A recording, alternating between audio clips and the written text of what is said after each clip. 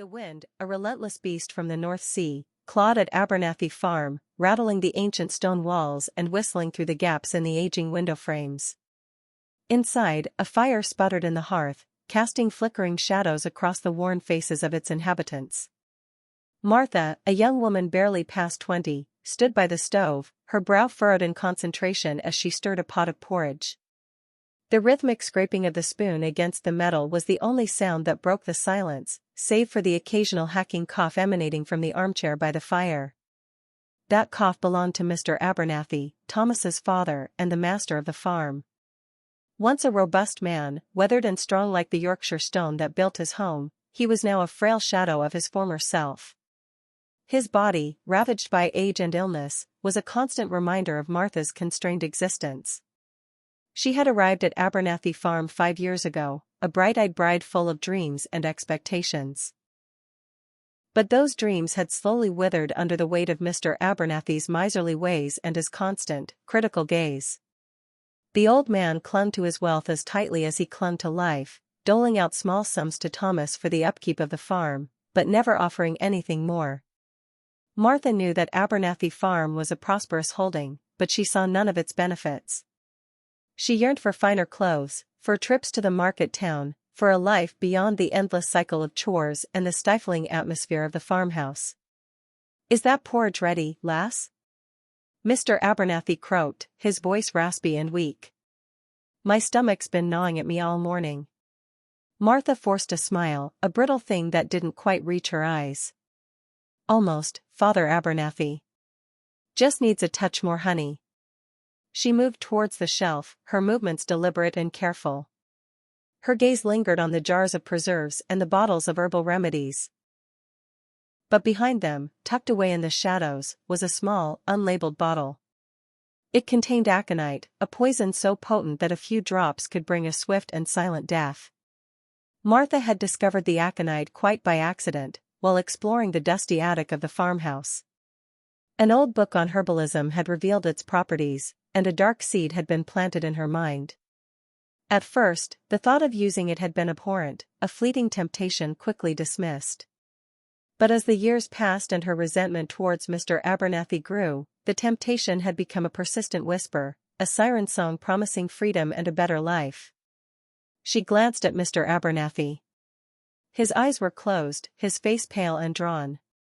She could almost imagine him lying still and cold, the farm hers and Thomas's to manage as they saw fit. A shiver ran down her spine, a mixture of fear and a strange, twisted excitement. Taking a deep breath, she reached for the bottle.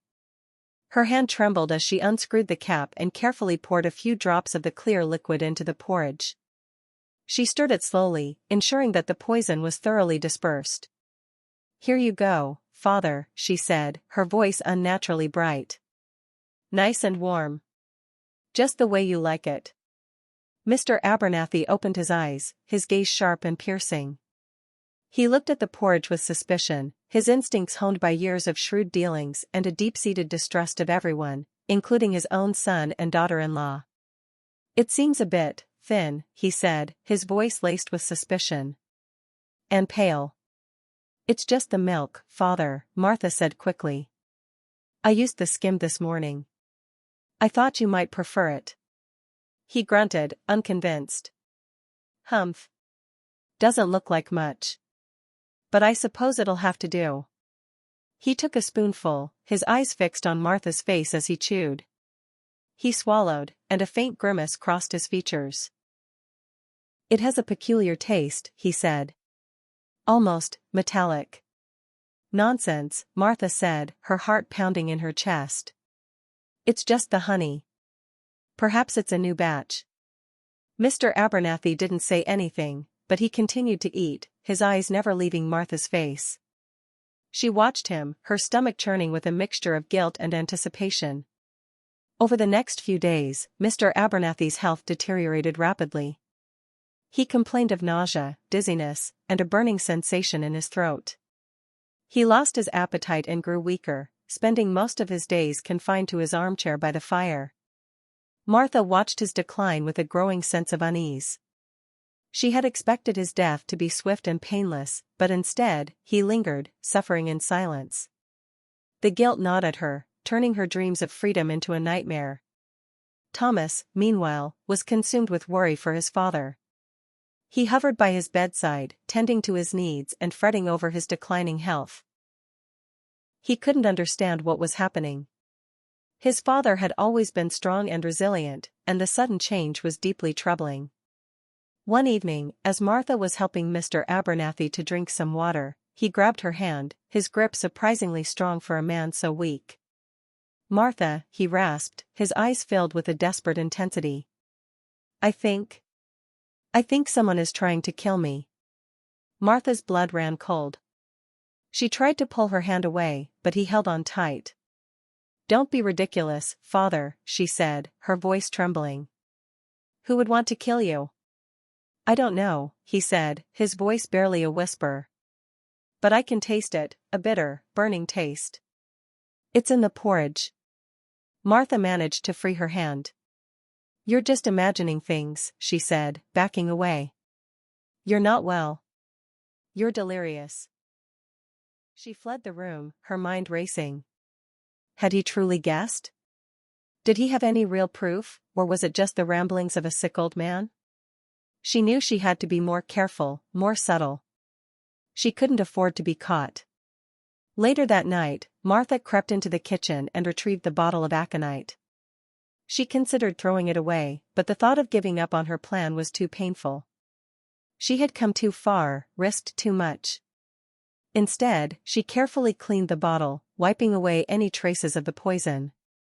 Then, she buried it deep in the vegetable garden, hoping it would never be found. But her actions did not go unnoticed. Thomas, unable to sleep with worry for his father, had been wandering the house. He saw Martha slip out the back door, and curiosity piqued, he followed her. He watched as she dug a hole in the garden and buried something. He couldn't see what it was, but the secrecy of her actions filled him with unease. The following day, Mr. Abernathy's condition worsened. He was bedridden and barely conscious. Thomas, his face etched with worry, decided to call in a specialist from the city, a renowned physician known for his diagnostic skills. Dr. Davies arrived the next morning, a tall, imposing figure with a sharp intellect and a keen eye for detail. He examined Mr. Abernathy thoroughly, asking a series of probing questions. "Has he been eating anything unusual lately?" Dr. Davies asked Thomas. Thomas shook his head. "Just the usual fare. Porridge in the mornings, soup for lunch, perhaps a bit of toast in the evenings." Dr. Davies turned to Martha, his gaze unwavering. "And who prepares his meals, madam?" Martha forced a smile. "I do, doctor. Always have." "And have you noticed anything unusual about the food? Anything that might have tasted different?" Martha hesitated, her mind racing. "No, doctor. Everything seemed perfectly normal." Dr. Davies studied her intently, his eyes narrowed.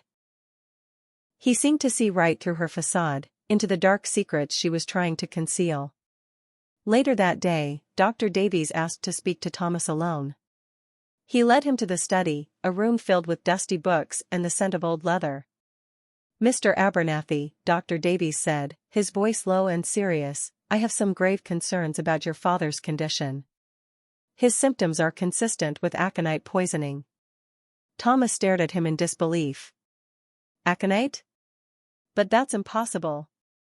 Who would want to poison my father?" Dr. Davies shrugged. "I cannot say for certain.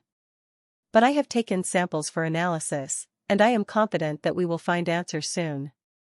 The news of the suspected poisoning sent shockwaves through Abernathy Farm. Thomas was devastated, unable to comprehend how such a thing could happen to his family. He questioned everyone, including Martha, but she maintained her innocence, her denial sounding hollow and unconvincing. That night, Thomas couldn't shake the image of Martha burying something in the garden.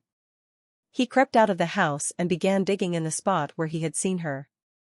It wasn't long before he unearthed the small, unlabeled bottle.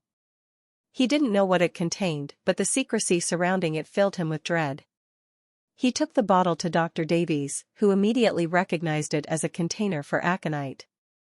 The doctor's suspicion deepened.